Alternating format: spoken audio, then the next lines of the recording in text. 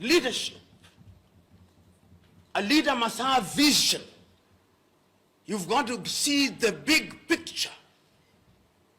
Do we have such leaders? Whether it's in the political arena, you are typical African so-called leader. I don't use leader when I'm talking about African politicians, because it's an insult to the word. Their agenda is thinking from one election to the other. No big ideas. You go to China, see big thinking. The Chinese are now thinking about how they will relate to Africa 100 years from today. 100 years from today. None of us will be alive. None of them will be alive. That is why they have, you go to any serious university in Africa now, they have a Confucius Institute. They are here to take charge of your mind so that you begin thinking like Chinese. They are teaching your children, you of the middle class, your children, you now tell them learn English and learn Mandarin. Because they are creating leaders in their own image. You know, when there was the conference in Sharm el-Sheikh, the COPs 27, Nigeria had the largest delegation with 486 or thereabouts, followed by Kenya with 386 or thereabouts. China had 193 or thereabouts. The United States 186 or thereabouts. Half of the individuals from Nigerian and Kenyan delegation were dead weight who were shopping in Sharm el-Sheikh. They had no idea what was happening. So when they come, they are now waiting for the conference in United Arab Emirates on 23rd to 25th November this year. Yet some individual in some ministry in this country authorized that they go. And all of them possibly were traveling business class. Those are not leaders. Those are thieves. And when you have such individuals controlling your affairs, you can't go far. That leadership is about honesty. That is the point that I'm trying to make. That you are not a leader until you are honest. Leadership is about courage. And courage does not mean recklessness.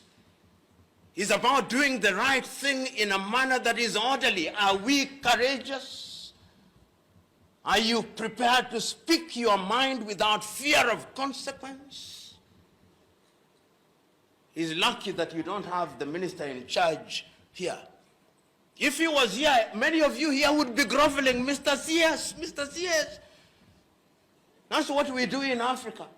We see public officials and we go on a worship mode. And we don't tell them the truth. So somebody who is a CS, somebody who is a PS is being worshipped and you claim you are a leader? Leadership is about empathy, about building a team. I was telling some young men that one of the things that amazes me and annoys me at once is when African countries go for team sports. Right now, there is the women's football in New Zealand and Australia. And when African countries score a goal and lose, the newspapers in Africa report that African team has done very well. They scored a goal. But I thought people went there to win. When an African team reaches the quarterfinals of the World Cup, we say, oh great, for the first time an African team has reached the quarterfinal. You would think that the African teams were human beings playing with angels. What point am I trying to make? A good leader creates a team, a champion team. And a champion team will always beat a team of champions. A team of champions is a group of individuals who all have talent but are each playing for their personal glory. That is why in Africa you see Africans only do well in individual sports, not in team sports. Kukimbia tu hivi, wanashinda hivi. Kwa kuwa one man's glory, anakimbia kabisa, tunavunja marekodi kabisa. Lakini kuja kwa kandanda, basi. Kuja kwa kandanda, hatuko. Kuja kwa netball, hatuko. Kuja kwa mpira wa kikapu, hatuko. Team sport, hatuko. Why? Because we are not a champion team. A good leader must build a team where there is delegation without abdication. A good leader delegates but does not abdicate and says the buck stops with me.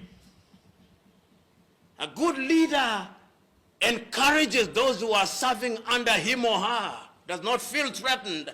A good leader has high self-esteem. Unaona mtu hivi that makes demand. Leadership by example. We talked about time here through the chair as I conclude. I've had opportunity to serve in 3 major public institutions. And I don't tell people to come to work at 8. No, I'm in the office at 6. When you are in the office at 6 and the official reporting time is 8, people will come at 7. Because they say, sasa amekuja mkubwa, ashakuja asubuhi saa 12, sasa mimi nimechelewa hivi. You are telling people to come at 8 and you are coming at 10. And then you leave after 2 hours. Then you tell them to come. Leadership must be by example.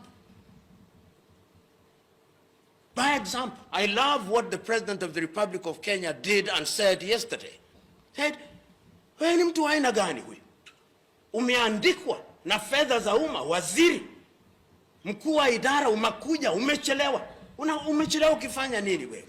The only thing that the president didn't do, which I wish he did, was to sack the individuals immediately. Waende nyumbani huko wakakae wakachelewe huko. Perhaps it's good to forgive them on day 1. But you can see that is how you inject discipline into the arena. And the beauty is that I'm talking to you who are leaders in your own right. And each one of you has your own style. But the style of personal example, nothing is greater than that. A leader must be respectful. And I conclude with that. Lazima uheshimu watu. Lazima uheshimu watu ambao unawaandika. Ukipata mtu ambaye, you know, there is a film that I want you to watch. It's called Gandhi. It's by Sir Richard Attenborough. It dramatizes the life of Mahatma Gandhi. It's the story I tell you, then I sit down. And the scene is at the ashram. And on that particular day, the wife of the Mahatma has been scheduled to clean the toilets.